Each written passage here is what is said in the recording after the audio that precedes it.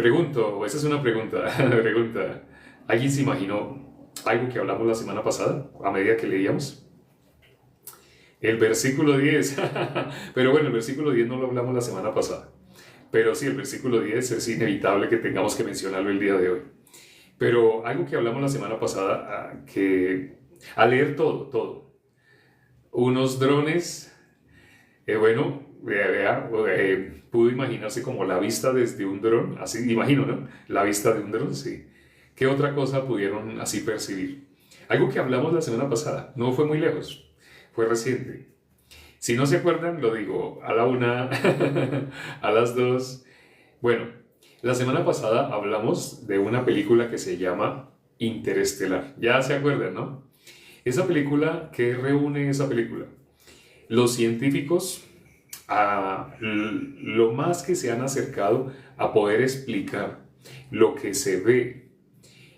Interestelar, sí, Susana, sí. Lo que se ve lo que se puede, lo que el ser humano puede percibir de lo que sería la cuarta dimensión. Entonces, los más grandes avances científicos están, para hacer esa película, acudieron a ellos. No sé si se acuerdan, pero, por ejemplo, hay una película que hizo Stanley Kubrick que se llama Odisea al espacio. Entonces, en esa época, realmente el ser humano todavía no había llegado a otros planetas. Pero cuando se hizo esa película, se hizo nuevamente recolectando toda la información que se tenía de lo que se esperaba que iba a ser la atmósfera en otro planeta, así de cómo sería cuando el ser humano estuviera en el espacio. Entonces esa película fue, para algunos la llamaron profética, algunos usaron esa palabra, porque es lo que después pudimos conocer, así es. Pero cuando se hizo esa película, lo impactante es que como se acudió a lo más que se había descubierto, entonces se hizo previo a que fuera una realidad.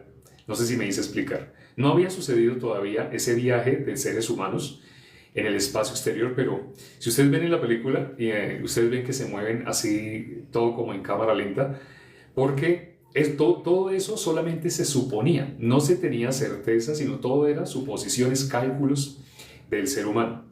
Entonces lo mismo pasó con esta película. Bueno, y hay otra película que también mencionamos. Hay una película que habla de el ego. Lo llaman el ego. Es lo que los científicos han descubierto que hay dentro de nosotros y que no somos nosotros y que nos habla como si fuera nuestra voz. Y al final de esa película salen varios doctores hablando específicamente sobre lo que se ha descubierto. Bueno, hay solo uno que no es un doctor, es un literato, y es más, es un ateo, entonces es la única persona que quiere negar lo que los demás doctores están diciendo. Los que tienen doctorado en psicología, psiquiatría, sí, ellos saben qué es eso del ego, de lo que ellos mismos han llamado el ego. Y dicen, se disfraza como si fuéramos nosotros. Es la estafa perfecta, porque la estafa perfecta es parecer que fuéramos nosotros, que son nuestros pensamientos. Así lo dicen ellos. Si ustedes ven esa película, ustedes se sorprenden lo que dice al final, porque ustedes pueden darse cuenta, los científicos se han acercado ¿a qué cosas se han acercado los científicos? A descubrir ese sí mismo que Jesús menciona. Jesús dice, si alguien quiere venir en pos de mí, niéguese a sí mismo. Y lo más grande que se ha descubierto al respecto está plasmado en esa película. Y lo mismo pasa con la película Interestelar. Hay una dimensión, el apóstol Pablo, cuando habla del mundo espiritual, él dice que vio cosas inefables. Al ser humano no les es dado expresar. Vamos a leer cómo lo dice el apóstol Pablo. Vamos a leer 2 Corintios capítulo 12. 2 Corintios capítulo 12. Hechos, Romanos, 1 y 2 Corintios. 2 Corintios capítulo, ya me estoy pasando hasta Gálatas. 2 Corintios capítulo 12. Vamos a mirar cómo lo dice el apóstol Pablo. Dice el versículo 4. 2 Corintios capítulo 12, versículo 4. Dice que fue arrebatado al paraíso donde oyó palabras inefables que no le es dado al hombre expresar. Entonces, allá inclusive, él no podía. El apóstol Pablo lo que está narrando aquí es la impotencia del ser humano para expresar. No puede expresar lo que recibió allá. Él recibió algo, pero no podía, nuestro vocabulario es limitado. Por eso aparece esa palabra, inefables. No se usa mucho esa palabra porque el ser humano pues fácilmente aprende un idioma. Quien más conocía idiomas o lenguas, en la Biblia se llaman lenguas, pero si ustedes miran son idiomas, idiomas de diferentes regiones, así. El que más sabía era el apóstol Pablo, y él lo dice modestia aparte, él dice, entre todos los apóstoles yo soy el que más, ¿sí? Pero aunque él hablaba así, Dios le mostró en visión el paraíso, él fue arrebatado al paraíso, y él lo dice, pero él no entiende cómo, no tiene palabras para poder explicar. Lo que él tiene claro es que para nosotros, ya sabiendo cómo es el paraíso y él habiendo visto, él dice, para nosotros el morir es ganancia.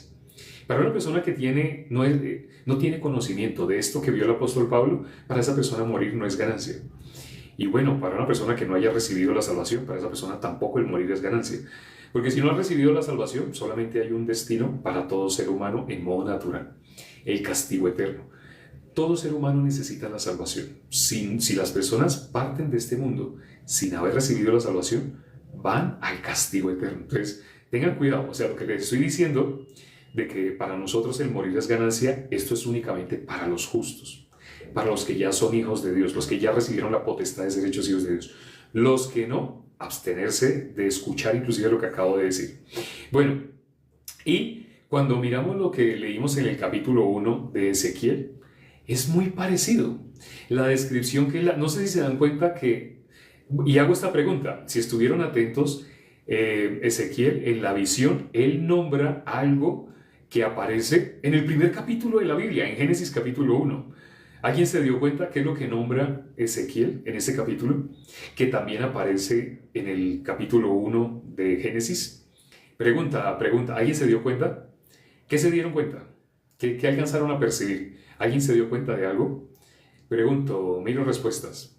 Él nombra varias veces, nombra una palabra, más exactamente una palabra que aparece en Génesis capítulo 1. ¿Y dónde más vuelve a aparecer? En Ezequiel capítulo 1. No sé si se dieron cuenta, yo la verdad no tenía conciencia ni conocimiento, pero al día que iba leyendo me sorprendía. A medida que iba leyendo, ¿por qué aparece esto acá? Dice, bueno, el hermano Mauricio escribe, los cielos se abrieron, los cielos se abrieron. Bueno, ¿qué otra cosa se acercó? El hermano Mauricio dice, expansión, gracias. Sí, algo que se nombra en Ezequiel capítulo 1 es la expansión. ¿Dónde más se nombra la expansión? Dice Génesis capítulo 1, versículo 1, 2 y 3. 1, 2 y 3. En el principio creó Dios los cielos y la tierra estaba desordenada y vacía, las tinieblas estaban sobre la faz del abismo, y el Espíritu se movía sobre la faz de las aguas. No, ese no, entonces ahí no lo dice. No lo dice en los primeros versículos, lo dice como vamos a mirar en qué versículo lo dice. Tal vez versículo 5, 6, así. Génesis capítulo 1. Génesis capítulo 1 dice, luego dijo Dios, el versículo 6, luego dijo Dios, haya expansión en medio de las aguas y separe las aguas de las aguas. E hizo Dios la expansión y separó las aguas que están debajo de la expansión de las aguas que estaban sobre la expansión. El versículo 8, y llamó Dios a la expansión cielos, y fue la tarde y la mañana el día segundo. Aquí esa palabra expansión. A medida que iba leyendo Ezequiel, me sorprendió porque aparece casi el mismo número de veces. No sé si alguien las contó, pero como el mismo número de veces que aparece la palabra expansión en Génesis 1, aparece en Ezequiel capítulo 1. Entonces, ¿qué es lo que está hablando en Ezequiel? Esa visión, ¿qué es? Es algo que él vio en el mundo espiritual, o lo que el ser humano llamaría la cuarta dimensión. Lo que ustedes pueden ver en Interestelar. Cuando vean esa película, la primera vez que yo la tuve que ver varias veces. Es una película de 3 horas, pero la primera vez que yo la vi porque el pastor Daniel había recomendado. El pastor Daniel había dicho, el pastor Daniel de Chile, el pastor que está en la sede que tenemos en Chile, él había dicho que esa película, lo que les dije ahorita, que él muestra lo más que el ser humano se ha podido acercar a poder explicar cómo nuestros ojos humanos podrían percibir la cuarta dimensión,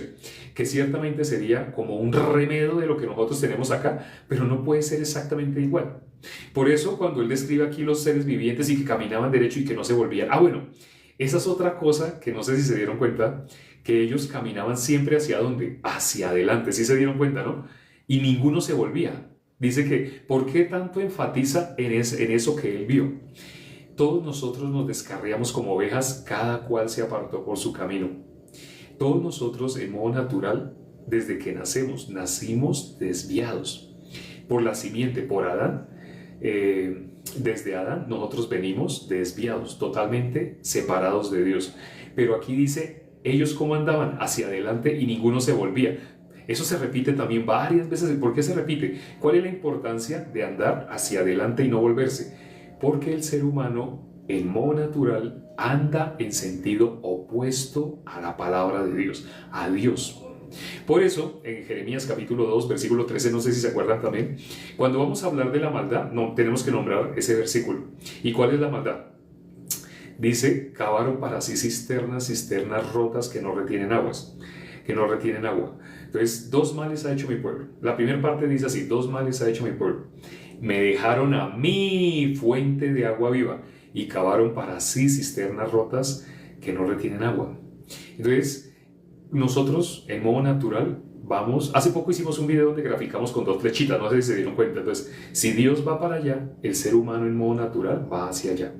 Y cuando digo el ser humano en modo natural, no me refiero a los que no van a iglesias, no, porque algunas personas se imaginan, las personas malas o las personas, no sé, que hacen actos criminales o los que se dedican a hacer recurrentemente alguna fechoría. Pero no es así. Si Dios va hacia allá, una flechita, imagínense una flechita hacia allá. Si Dios va hacia allá, el ser humano, voy a hablar más específicamente, el ser humano aún haciendo obras de caridad, obras de beneficencia muy hermosas, dando todo su dinero para construir orfanatos, dando toda su vida para ayudar a los leprosos. El ser humano, por más obras lindas, hermosas, Mandela por ejemplo, aún con todas esas obras hermosas, lindas, pero si Dios iba para allá, él iba ¿hacia dónde? Hacia allá. Eso que estoy diciendo sé que es difícil de comprender cuando las personas se creen buenas. Si alguien está escuchando y en ese momento esa persona tiene una idea de algo bueno dentro de sí, esa persona no puede entender lo que yo les estoy diciendo acá. Cuando miramos en la Biblia, no hay nada bueno. Jesús, ¿qué dijo? Ninguno es bueno. Es algo muy sencillo, ¿no? Así como el Evangelio. Cuando hablamos del Evangelio es algo muy sencillo. Es más, inevitablemente vamos a tener que hablar de esos seres vivientes de las cuatro caras.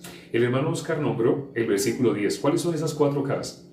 ¿Sí se acuerdan cuáles son esas cuatro caras? ¿Alguien puede anotar todas las cuatro caras?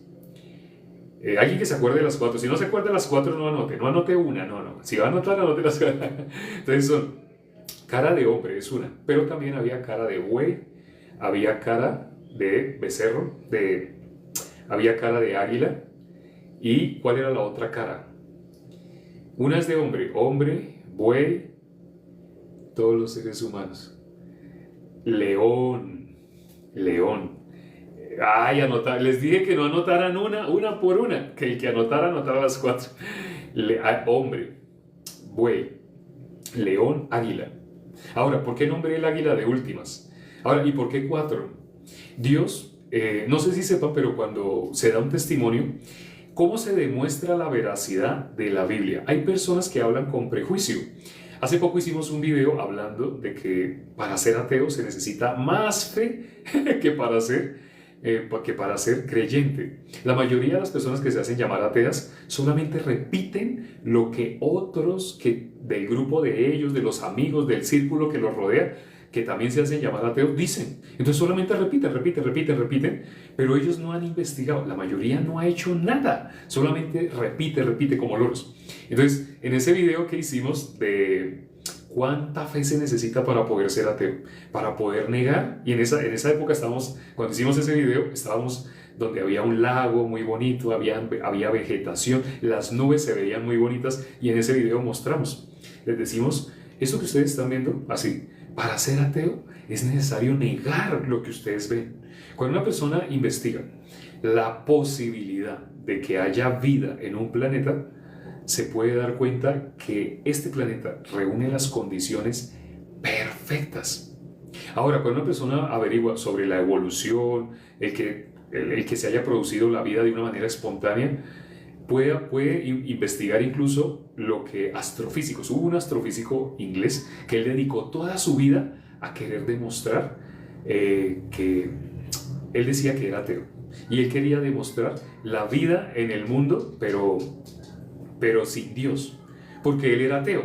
Y él buscó la manera, pero cuando a él le preguntaron sobre la evolución, él se rió. Y él dijo, bueno, si analizamos las probabilidades, es ridículo decir que la vida, hablemos del ser humano, de la vida, que la vida se haya formado así porque cayó un rayo y había agua empozada, y en esa agua que estaba empozada como un charco, entonces ahí cayó un rayo con determinada temperatura, determinado voltaje y con elementos químicos que habían allá, y ¡frum! Se formó el ADN. Entonces, este filósofo y físico, astrofísico, que él se dedicó a inglés, no recuerdo el nombre, pero hicimos un video sobre él y ponemos la foto de él, de Wikipedia. Entonces, él decía que analizando las probabilidades de que eso pudiera ser real, de que la vida se hubiera formado así, de que en un charco habían elementos químicos determinados y que cayó un rayo y que así, y que la atmósfera estaba llena de nitrógeno y así, cuando las personas que han hecho esa suposición, ese astrofísico dice, la probabilidad de que se haya formado vida de esa manera es la misma probabilidad de que si un torbellino pasa por una chatarrería, pasa el torbellino por donde hay una chatarrería y levanta toda la chatarra. ¿Qué hay en una chatarrería? Hay neveras, hay vehículos, partes de vehículos, llantas, hay lavadoras viejas, dañadas, hay varillas, hay cables, hay muchas cosas en una chatarrería, ¿no? Entonces que un torbellino pase por una chatarrería y levante todo. Dice, la probabilidad de que se haya formado la vida de esa manera que alguien propuso en una teoría, Alexander Oparin más exactamente, dice, la probabilidad de que se haya formado vida es la misma probabilidad de que un torbellino haya pasado por una chatarrería, haya levantado toda la chatarra que hay ahí y ¡prum! Caiga un Boeing 727, un avión. Sí. Entonces él dice, es la misma probabilidad, o sea, la misma probabilidad de que se haya formado el ADN, o sea, que sea una cadena de ADN, y esa cadena de ADN que se formó, según lo que dicen que por relámpagos y esa cadena de ADN, cómo adquirió mitocondrias, ¿sí? Cómo adquirió cuerpo. Porque cuando miramos una célula, cuando se amplía una célula, el organismo viviente más pequeño, cuando se amplía y se amplía con un microscopio, ese organismo viviente tan pequeño tiene todos los elementos que tiene un ser vivo grande. O sea, tiene también pulmones, también respira, tiene también aparato digestivo, tiene también piel, la membrana externa. Cuando miramos una célula, o sea, para que sea una célula viva, al ampliarla con los microscopios electrónicos que existen en esta época, cuando la amplían y la amplían, es un ser viviente. Entonces, no solamente que se formó, lo que decía la teoría de Alexander Oparin, era que se formó una cadena de ADN, ácido desoxirribonucleico. Eso recuerdo del colegio, se lo estoy repitiendo lo que a mí me enseñaron en el colegio. Entonces eso, y porque yo leí ese libro de Alexander Oparin, en el colegio lo leí. Entonces él decía que se formó el ADN, pero el ADN es uno de los elementos que conforman la célula, no es en sí la célula. Entonces, si se formó una cadena de ADN, lo que dice este astrofísico es una ridiculez suponer así que se haya podido formar vida de la manera como la han propuesto en esa teoría de la evolución de Alexander Oparin. Entonces, la vida, el ser humano, no la puede crear, no la puede.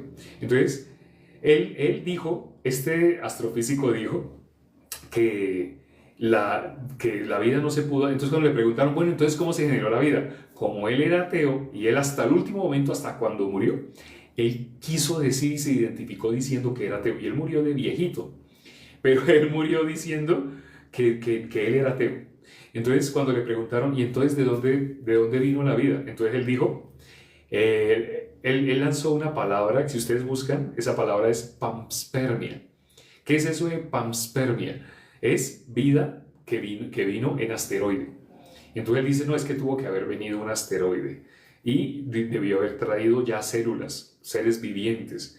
Y ahora, no sé cómo, pero esos seres vivientes tuvieron que soportar el ingresar para que... Ustedes han visto también las películas que cuando una nave espacial va a ingresar a la Tierra se hace pedazos, ¿no? Y hay transbordadores que le colocan en la parte de abajo, le colocan un hierro gruesísimo. ¿Por qué tiene ese hierro tan grueso? Porque cuando está recibiendo los iones, el choque de iones de la capa ionosfera, de esa capa atmosférica que se llama ionosfera, se pone al rojo vivo. Si no tuviera esa capa de hierro, cualquier nave espacial que fuera a entrar se deshace, se despedaza. Entonces, ahora ¿cómo podía explicar que entraron?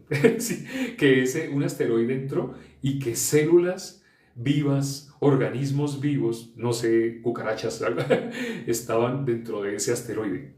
Entonces, eso es más difícil todavía de explicar. Entonces, cuando le dijeron a él, bueno, supongamos que entonces la panspermia es una opción, que tú dices, entonces, que el ser humano entró, la vida entró a este planeta desde el espacio exterior. Entonces, ¿cómo se formó esa vida? Allá en otro planeta, ¿cómo se formó la vida? Entonces, él, después de analizar, pensar, mirar estadísticas y todo eso, dijo, una inteligencia superior la creó. No quiso reconocer nunca, hasta el último día que murió, no quiso reconocer la existencia de Dios en el universo. Pero cuando no la quiso reconocer para nosotros, para la formación del ser humano, él se sentía como si dejara de ser científico al decir, no, ahora sí creo en Dios. Pero él todo el tiempo dijo que era ateo, pero ¿qué pudo decir? La vida la tuvo que crear inevitablemente. La tuvo que crear una inteligencia superior. Nunca dijo la palabra Dios, no quiso, se negó, pero ¿a dónde llegó? Cuando hablamos en ese video de los ateos y mostramos así el lago que estaba atrás de nosotros, las plantas, la vegetación, la vida, las nubes, todo lo que estaba, entonces dijimos, para ser ateo se necesita tanta fe para negar esto, para negar todo lo que ustedes pueden ver atrás. Si todo eso que ustedes pueden ver así, plantas, vegetación, para negar eso, se necesita tener mucha fe, mucha fe. Porque uno de día, uno sale y mira hacia arriba, uno mira las estrellas, uno mira las nubes, todo lo que uno mira, cómo se formó, para que haya vida, más exactamente para que haya vida. Es lo que descubrió ese científico que dedicó toda su vida a tratar de negar, pero al final que le tocó decir, la vida la creó una inteligencia superior. Entonces, la vida la creó no organismos físicos. La vida tuvo que haber sido creada por una dimensión superior a la de nosotros, algo que nosotros no alcanzamos a entender, a captar. Entonces, en este capítulo que leímos de Ezequiel, capítulo 1, ¿por qué se nombran esas 4 caras? ¿Qué es lo que representan esas 4 caras que tienen que ver con lo que nosotros podemos entender? Dios nos dejó la Biblia para que podamos acercarnos al mundo espiritual. En el libro de Hebreos es donde más se enlaza lo que se hizo en el tabernáculo, se enlaza con ese tabernáculo que Dios ordenó que se construyera. Tiene una simbología del tabernáculo verdadero. ¿Y cuál es el tabernáculo verdadero? El que está en el mundo espiritual, lo que nosotros llamamos el cielo. Es el mundo espiritual, o lo que aquí llama la expansión. Cuando leímos hoy Génesis capítulo 1, versículo 6, 7, 8, esos 3 versículos en especial, ahí se nombra varias veces expansión, expansión. Y Dios llamó a la expansión cielos. Entonces, aquí se nombra, en Ezequiel en Ezequiel capítulo 1 se nombra la expansión, expansión, expansión.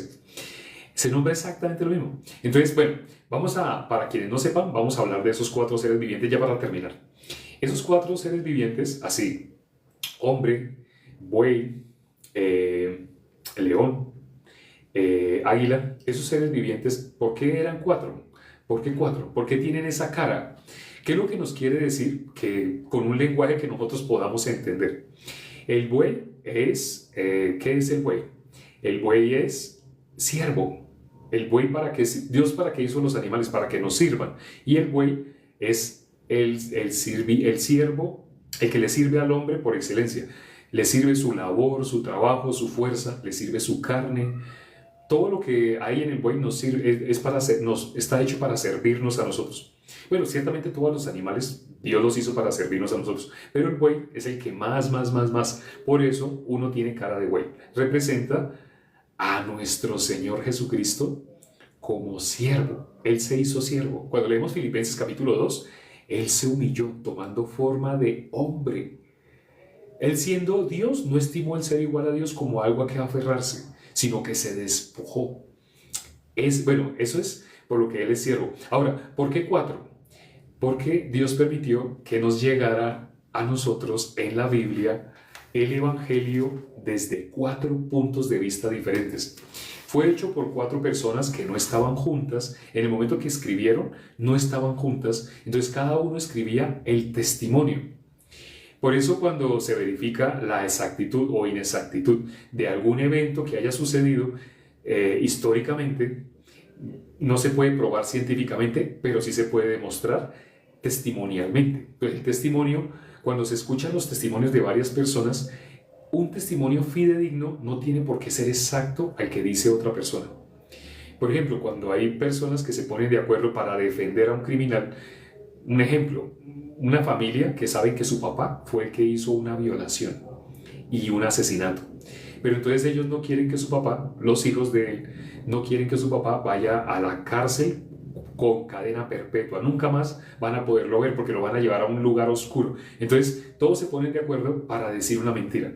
Vamos a decir que mi papá estuvo con nosotros esa noche y que nosotros fuimos a tal discoteca y que en la discoteca, y diseñan exactamente una mentira. Entonces, cuando los investigadores les preguntan el testimonio, lo separan. Le preguntan el testimonio a uno y anotan, y es tan exacto. Le preguntan a otra persona, increíble, la otra persona recuerda exactamente lo mismo y no es que recuerde, se pusieron de acuerdo, porque los testimonios deben tener una disparidad, debe haber una diferencia.